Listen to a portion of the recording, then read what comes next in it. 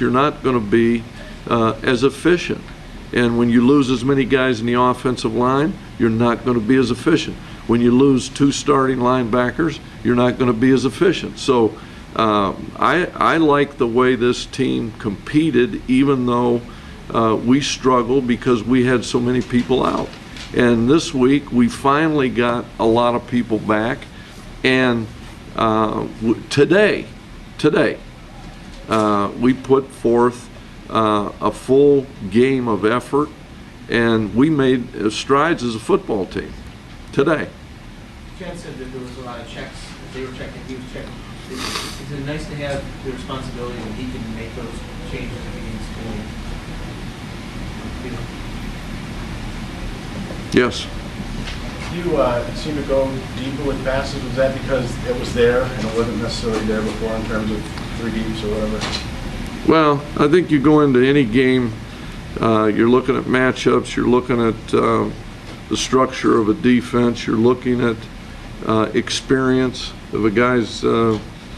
Sometimes at some point in the game, you study a team and you may look at a guy and you say, you know, some point in the game you may think he's more vulnerable to a big play, so you go after him. The first touchdown where he hit Mario in the southwest corner of the end zone, that was after a turnover.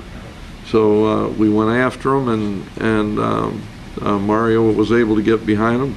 Chad made a great throw, but there's a lot of things that go into that. Do you feel like the shielding work on the right side of the line played better today? Well, I'll have to see the film, but I think what Steve Schilling has done here is really remarkable. I mean, he started the first 4 games at tackle, and now the last 2 games at guard.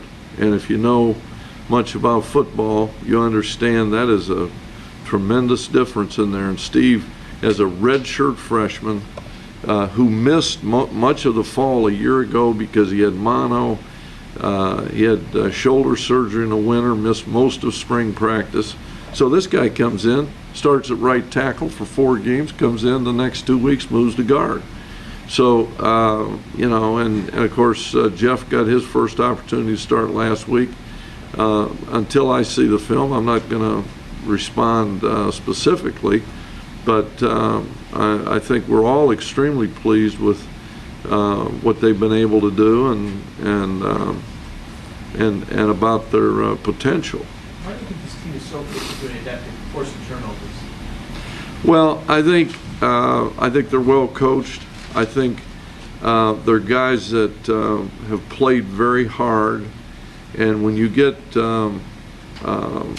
pressure the ball, when you pressure the football, the quarterback's got it and there's pressure on him, the ball is thrown quicker. If the ball is thrown quicker, you're going to have more people around the receivers because they don't have to cover them as long. So if you're having people that play hard and play together and leverage the football, which we did not do a good job early, we have done a good job lately. And so when you leverage the football and you get people really hustling, then you're going to have a lot of people hitting the ball carrier, and when you do, then the ball's going to come loose. Jameson forced one of those running about 10 yards down the field, and he leaped over a guy way behind the play. Is that the kind of swarming defense you need, especially against the spread? Well, I didn't see where Tim came from, but it doesn't matter what offense you're playing. I mean, if you sometimes it's harder to get people around the ball in the spread, but you know, when you're spread out, you've got one less back in the backfield to protect the quarterback, and in most cases you've got a quick edge. So it still comes down, you know, in the passing game. If you want to be a good passing team, first and foremost you need to protect the passer, and if you want to be a good pass defensive team, you need to pressure the quarterback. So that's what I see.